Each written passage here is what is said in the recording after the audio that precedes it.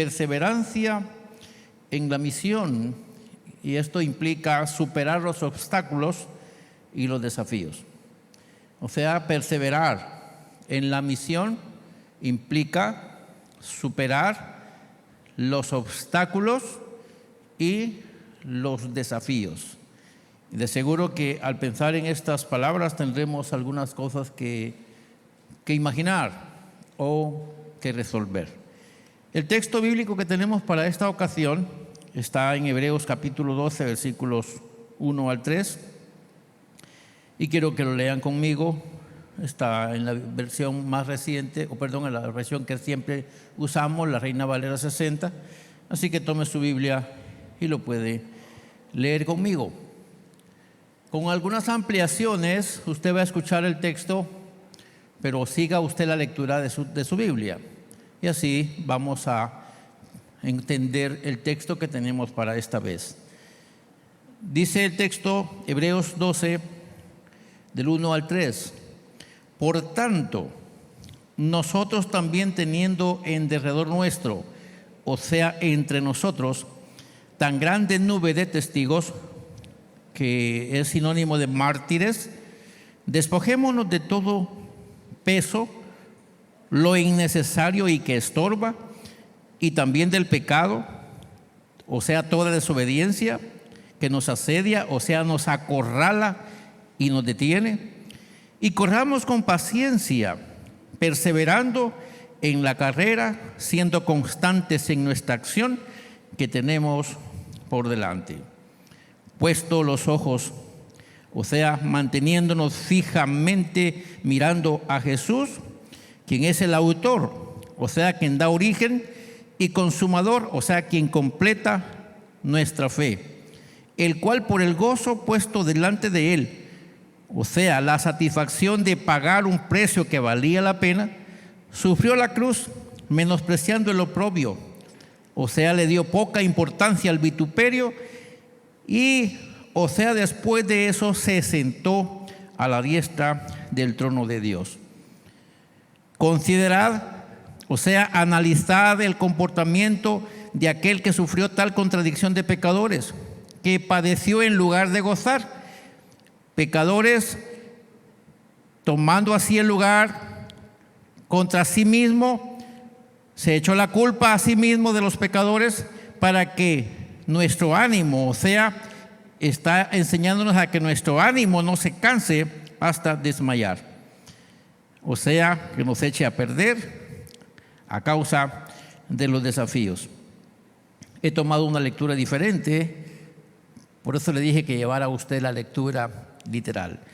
La leemos de nuevo y dice así entonces: por tanto, nosotros también teniendo en derredor nuestro tan grande nube de testigos, despojémonos de todo peso y también del pecado que nos asedia, y corramos con paciencia la carrera que tenemos por delante, puesto los ojos en Jesús, quien es el autor y consumador de la fe, el cual por el gozo puesto delante de él sufrió la cruz, menospreciando el oprobio, y luego se sentó a la diestra del trono de Dios.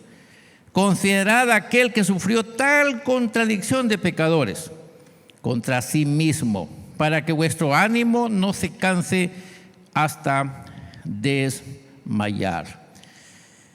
Quisiera puntualizar algunas cosas sobre el texto que leímos para analizar la lectura que tenemos en esta versión. Y es que cuando hablamos de teniendo en derredor nuestro tan nube grande de testigos, está usándose una palabra que dice no, o considerándose que los mártires, los que ya se fueron, los que vivieron, los que anuncia el libro de Hebreos capítulo 11, toda la lista que tenemos ahí, a los que le llamamos los héroes de la fe. Usted ha leído Hebreos 11 y habla acerca de la fe es, y usted ya sabe qué dice el versículo 1. Y luego menciona que por la fe, todos ellos que están allí sufrieron. Ellos son considerados como mártires. Entonces, cuando el escritor está analizando, está diciendo, ellos fueron testigos son semejantes a nosotros, o sea, de entre nosotros. Un Isaías, un Jeremías, toda la lista que usted encuentra ahí en el capítulo 11. O sea, personas iguales que nosotros que tuvieron la capacidad, la disposición para entregarse hasta el martirio a causa de su fe. Por ejemplo, cuando leemos Jeremías capítulo 33, versículo 3, ¿qué dice ese pasaje? ¿No lo recuerdan? Jeremías 33, 3, que es conocido. Muy bien. Clama a mí, yo te responderé y te enseñaré cosas grandes y ocultas que tú no conoces. ¿A quién se le dijo esa palabra? A Jeremías. ¿Dónde estaba Jeremías? ¿Alguien sabe dónde estaba Jeremías? Estaba preso y estaba en el patio de la cárcel cuando el Señor le dijo: clama a mí y yo te voy a responder. Eso es interesante. O sea, Dios habló con Jeremías estando él prisionero a causa del mensaje que salía de su boca. Y cuando usted lee el capítulo 11 de los Hebreos, va a encontrar la forma como murieron todos ellos.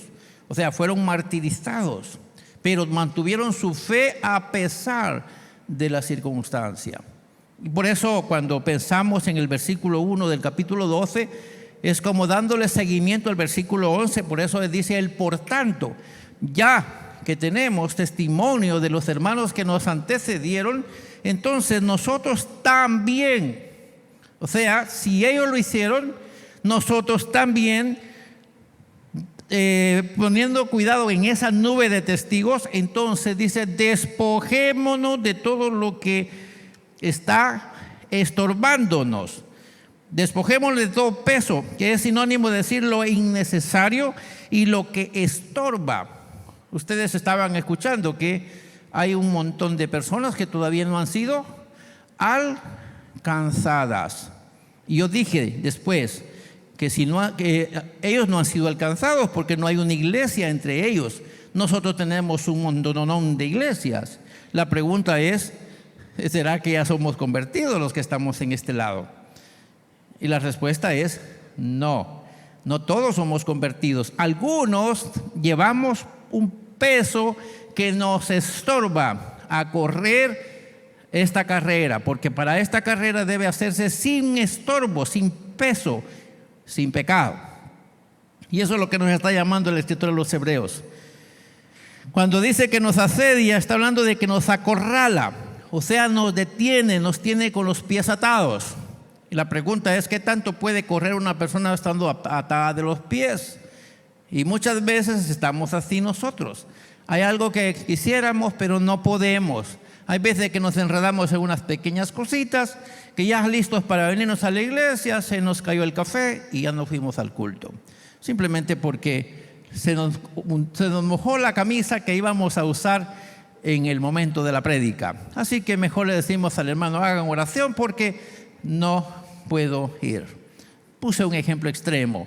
Normalmente no ha pasado aquí, ha pasado en otros lados. Entonces, hermanos amados, hay una infinidad de cosas que nos entretienen y nos enredan. Quisiera decir que este mensaje lo estoy predicando en una gente que ya debe saber esto, y oírlo se puede parecer un poquito hasta aburrido, es decir, no se está diciendo lo mismo. Y espero que así lo tomemos. Es que nos está repitiendo tanto las cosas, pero hay cositas que tenemos que dejar de hacer. Así que tenemos que fijarnos en dos cosas. Primero, fijarnos en los testigos que ya se fueron sin quebrantar su fe.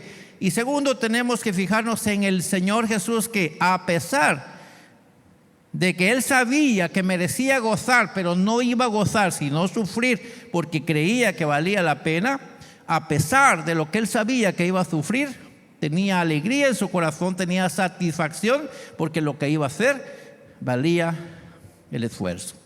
Pregunto: ¿valió la pena el sacrificio de Cristo o no? Entonces, ¿tenía razón de estar con gozo a pesar del sufrimiento? ¿Sí o no? Pregunto otra cosa: ¿será que al final del camino valdrá la pena el esfuerzo que estamos haciendo por servir al Señor? ¿Sí o no? Entonces, ¿cómo debemos correr? ¿Tristes, renegando y con un montón de dificultades? ¿O a pesar de las dificultades ir con gozo? Que el gozo, aprendimos recientemente, que no tiene nada que ver con las circunstancias. Si hay algo que uno sabe que le va a ir mejor al final, uno se esfuerza por lograr lo mejor que espera. Por ejemplo, el que trabaja a sueldo. Uno sabe que el trabajo está difícil, pero más difícil es no tener trabajo. Entonces, trabaja duro porque sabe que al final del mes tiene con qué comprar la leche y los pañales de los niños. Sí me doy a entender. No importa el sacrificio, porque es más sacrificio no tener trabajo. Así que nos esforzamos con alegría para que al final tenemos un trabajo. Similar a eso es la perseverancia en el camino del Señor. Cristo Jesús se sentó a la diestra del trono, según lo que dice este pasaje, pero fue después de haber terminado su tarea con gozo. Luego, el escritor nos llama a considerar, o sea, a analizar el comportamiento de Jesús, quien padeció en cambio de gozar. Él se echó la culpa encima de los pecadores, tomó una actitud correcta al hacerlo porque sabía que Él iba a sacar mucho producto de eso. Entonces nosotros tenemos que fijarnos en Él para que nuestro ánimo, o sea, nuestra actitud, el esfuerzo que hacemos, no nos eche a perder lo que ya logramos. Solamente estoy revisando el texto. ¿Hay desafíos? Sí. El cristiano requiere tener conciencia de misión porque hay un fin doble.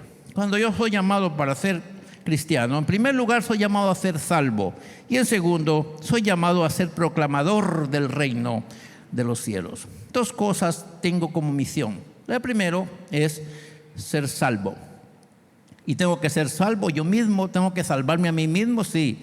Porque hay cosas que el Eterno me las extiende por su gracia, pero hay cosas que yo hago para que mi salvación no se pierda. Entonces tengo la misión de conservar la salvación adquirida, primera cosa, y tengo la segunda misión es luchar para que por lo menos mi familia no se pierda, mínimo mi familia. Y yo le dije algo de mi familia porque creo que para usted lo más fácil es salvar su familia. En lo que he visto aquí en esta iglesia, lo más fácil es salvar su familia, pero en cuanto a la realidad, no todo el mundo puede decir lo mismo. Algunos pueden decir lo más difícil para salvar es la familia misma. Pero tenemos por lo menos ese terreno cercano. Así que somos llamados a ser salvos y también a ser proclamadores del reino de los cielos. Quiere decir que donde están los salvados debe manifestarse el reino de los cielos en poder y en gloria. Y eso somos llamados nosotros a hacerlo. ¿O no creen ustedes que así? Donde se reúnen los santos debe haber gente sana, gente salvada, ¿sí o no? Gente liberada. ¿Están de acuerdo conmigo o no están de acuerdo? Si se reúnen los salvados, aquí también debe haber un ambiente que genere salvación para otros. Y si no, no estamos haciendo mayor cosa. Si el ambiente que nosotros generamos como congregación no salva, no sana, no libera, no bautiza a la gente, entonces tenemos que ponerle trabajo, porque somos llamados no solamente a ser salvos. La salvación es gratis. ¿Se recuerdan, verdad? ¿Cuánto nos cuesta la salvación? ¿Es gratis o no es gratis? ¿Qué acaban de aprender? ¿Es gratis o no es gratis? No, no es gratis. Dios se sacrificó por amor a nosotros. Entonces no podemos jugar con ese detalle. Amén. No podemos darnos el lujo de pensar, bueno, no nos cuesta nada. Muy bien, a nosotros sí. Pero no nos cuesta nada si nosotros no somos salvos. Por lo menos podemos decir, a lo menos yo no soy salvo. Así que no hay problema. Porque la salvación les cuesta a algunos los que ya lo son. Pero el detalle es, si usted no es salvo y está entre nosotros, necesita ser salvado usted. Y ese es trabajo de nosotros, propiciar un ambiente para que usted sea salvado. Por eso estamos aquí. Así que la salvación tiene un precio y un alto costo. Pagó Cristo Jesús con su propia vida. Eso es lo que acabamos de leer. Él tomó la culpa, sufriendo el vituperio por amor a nosotros. Así que la salvación tiene un precio muy elevado. Tenemos que trabajar por eso. Donde hay cristianos tiene que haber salvación. La palabra que nos debe de ocupar hoy sería la palabra consideración. Considerar nuestra responsabilidad cristiana es una tarea de nosotros dentro de un aspecto misional, observando modelos semejantes a nosotros que ya se fueron en el caso de los testigos y Cristo mismo, quien cumplió su misión con gozo a pesar del precio que tuvo que pagar. Amén. Esos son los modelos. Considerar primero que nosotros tenemos una misión, o sea, tenemos una responsabilidad misional. Diga, tenemos una responsabilidad misional o misionera. El hacer culto es una misión. Y el hacer culto es con la intención de que algunos vengan a nosotros o que nosotros vayamos a algunos y esos algunos sean salvos como lo fuimos nosotros.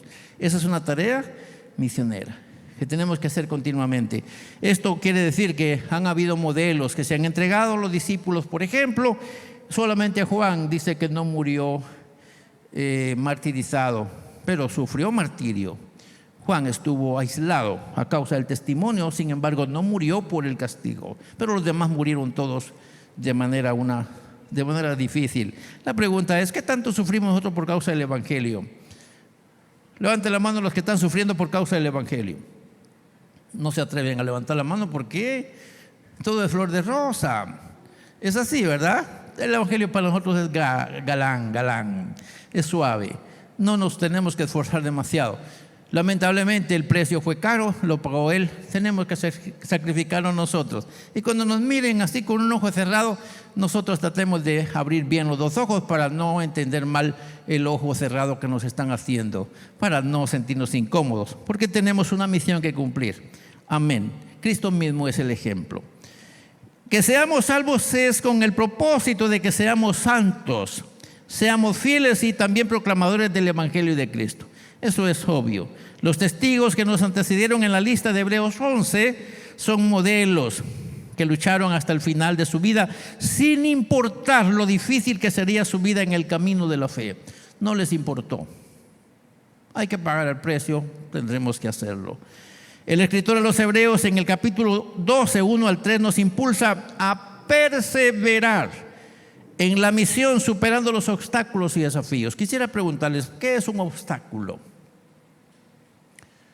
¿Qué es un obstáculo?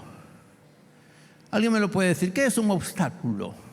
Diga conmigo, un obstáculo es algo que me impide libremente alcanzar un objetivo. Voy corriendo y de repente hay una pared de por medio. ¿Puedo interponerme a la pared? Sí, pero tengo que buscar alternativa. Así que me quita tiempo, porque es un obstáculo, no me deja visualizar. Tenemos desafíos y el desafío es buscar la salida a ese obstáculo. Seguramente eso es lo que nos está poniendo a hacer el escritor.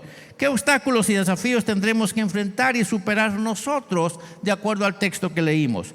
Yo quisiera preguntarle, de acuerdo al texto que leímos, ¿qué obstáculos encontramos ahí? Puede decir conmigo el primero: todo peso. Todo peso. O sea, todo lo que estorba. Luego, el pecado mismo. Y luego, los distractores. Ahí tenemos tres obstáculos. Pregunto, ¿será que hay cosas que nos impiden ser los cristianos que quisiéramos o deberíamos ser?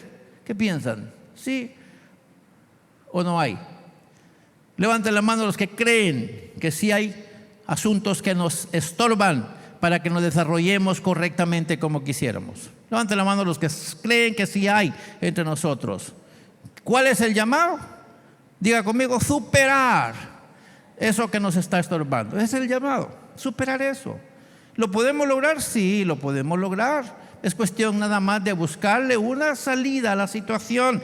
Luego el pecado mismo. Pregunto, ¿será que el pecado no es un problema para el desarrollo de la iglesia? ¿Qué piensan ustedes? Levanten la mano los que creen que el pecado afecta el desarrollo de la iglesia. Muy bien, estamos en lo correcto. Y luego los distractores.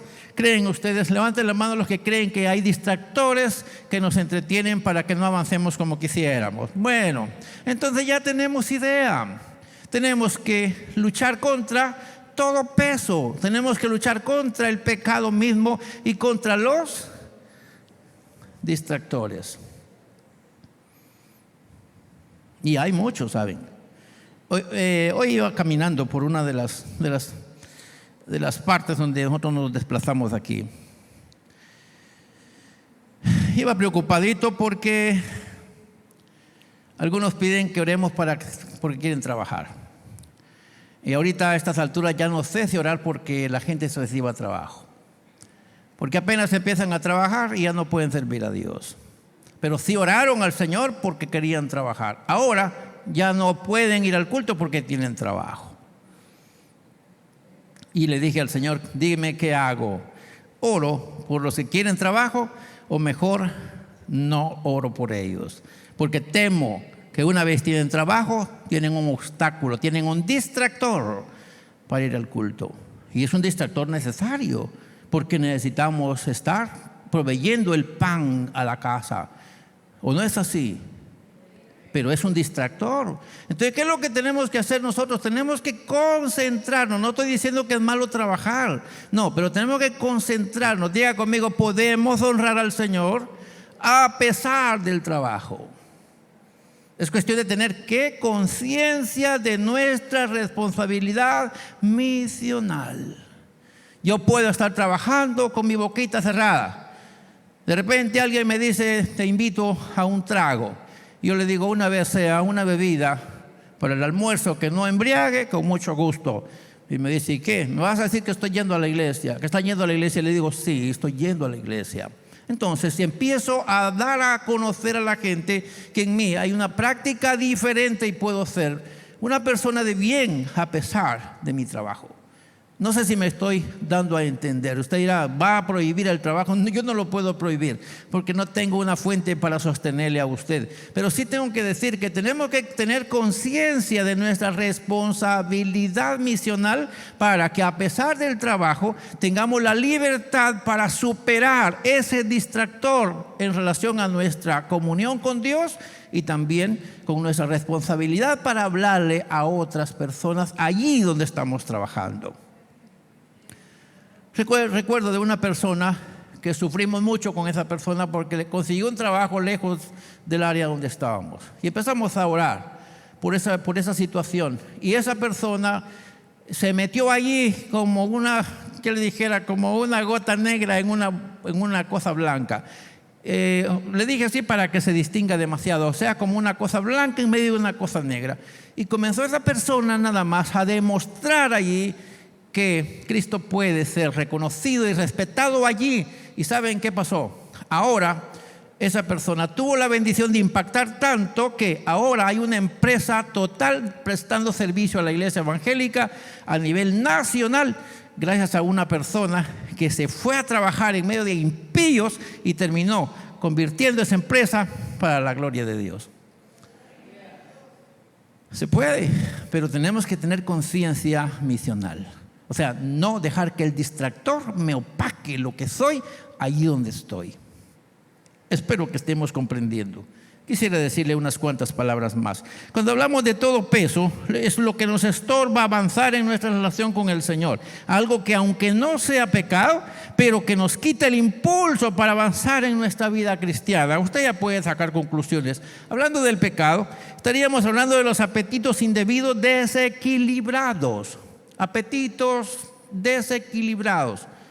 Hay cosas que sabemos que no nos convienen, pero resultamos diciendo es que la carne es débil. Eso se llaman apetitos desequilibrados. Pecados recurrentes, aquellos a los que acudimos. Por ejemplo, me tocó mentir. Y es que por necesidad. Hasta Abraham pecó porque mintió, Isaac también, y son los patriarcas. Estamos hablando de que acudimos a algo que no se debe, pero lo hacemos porque nos urge y nos conviene. Toda desobediencia en el hacer como creyentes. Ustedes ya sabrán sacar conclusiones acá. Hablando de los distractores, uno de los distractores es el mal testimonio de algunos. Algunos no vienen a la iglesia por culpa de algunos que estamos adentro. Y algunos dicen, es que no voy porque me hizo un ojo una hermana que es diaconisa. Es que un diácono, es que me sacaron a la fuerza o no me abrieron la puerta a tiempo. Y cuando yo iba a dar con la puerta, cabal me golpeé la cara, así que ya no voy. O sea, tenemos problemas con la gente, son distractores, el testimonio de algunos que están adentro. actitudes de algunos administrativos que no compartimos con ellos por sus distintas posturas. No compartimos con los administradores. Por lo tanto, como ellos no son las personas indicadas según nosotros, entonces simplemente nos distraemos con ese obstáculo. La organización misma, porque hayamos idolatrado nuestra iglesia, que todo lo que se haga aquí es sagrado, pero afuera nada se puede hacer. No se puede orar en la calle porque solo se debe hacer dentro de las 4 paredes. No se puede hacer algunas cosas. Hay tantas cosas que decir cuando hablamos de los distractores. Hermanos amados, para terminar la carrera de la fe y hacerlo con gozo, tenemos que quitar lo que no nos permite avanzar y progresar en nuestra vida cristiana. Fíjense que aquí tenemos una imagen y estaba pensando en ella. Tenemos la responsabilidad de trabajar por la mejora de nuestra vida cristiana, y eso es lo más difícil de lograr. Cuesta trabajar en nosotros mismos. Me encanta decirles a ustedes cómo andan, pero me enoja mucho cuando ustedes me dicen cómo debo andar yo. ¿O no somos así nosotros? Cuando yo les digo a ustedes cómo deben andar, yo soy el santo. El problema es cuando ustedes me dicen a mí cómo debo andar yo. Entonces ustedes son los santos. Y empezamos con ese montón de problemas porque nos cuesta aceptar que nosotros necesitamos trabajar en nosotros. Lo que estamos haciendo es lo correcto y los demás están equivocados. Siempre pensamos así, porque no toleramos que alguien nos señale los errores que tenemos nosotros. Entonces tenemos que trabajar en nosotros por la mejora de nuestra vida cristiana.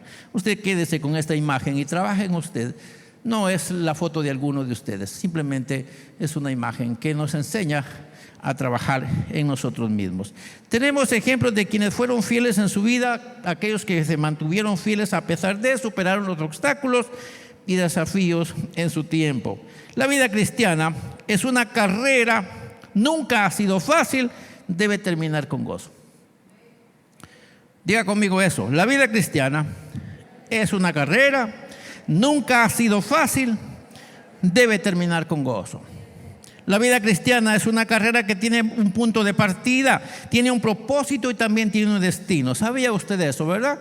Hay un punto de partida, hay un propósito y hay un destino, para lo cual se necesita intencionalidad para mantenerla. Nadie puede hacer nada por usted a no ser que sea usted mismo, porque el que puede hacer por usted algo es Dios y usted.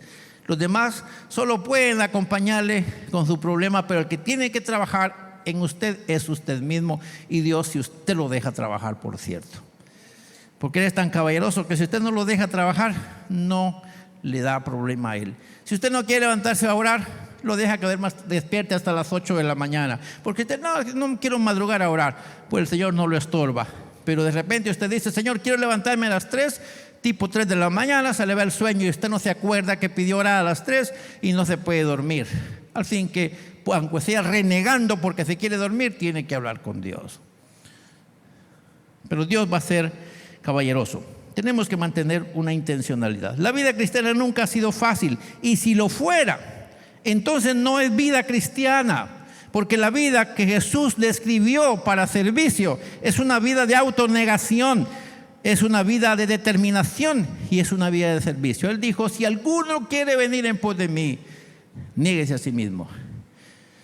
¿Qué más dijo? Tome su cruz, cruz sinónimo de sufrimiento, y luego sígame. Autonegación, sacrificio. Así que si la vida cristiana es fácil, esa no es vida cristiana. Tendrá cualquier otra cosa, pero no vida cristiana, porque la vida cristiana es sacrificial. Si no nos sacrificamos por servir al Señor, estamos haciendo cualquier cosa menos llevando una vida cristiana. La vida cristiana debe terminarse con gozo. Jesús así lo hizo. Tuvo el gozo de cumplir la misión. Fue exaltado por haber terminado con éxito su misión, y se cuenta que hay una promesa de bendición para los que terminan la carrera con gozo. Amén. No estamos corriendo la carrera si estamos estancados y sin avanzar. Si no pasamos de donde mismo, si no pasamos de donde estábamos hace 5 años, entonces no estamos avanzando. No estamos corriendo. Alguien recuerda, hace tiempos nos ponían en la escuela a marchar a los alumnos. Y había un momento que nos decían marcando el paso, marcando el paso. ¿Recuerdan?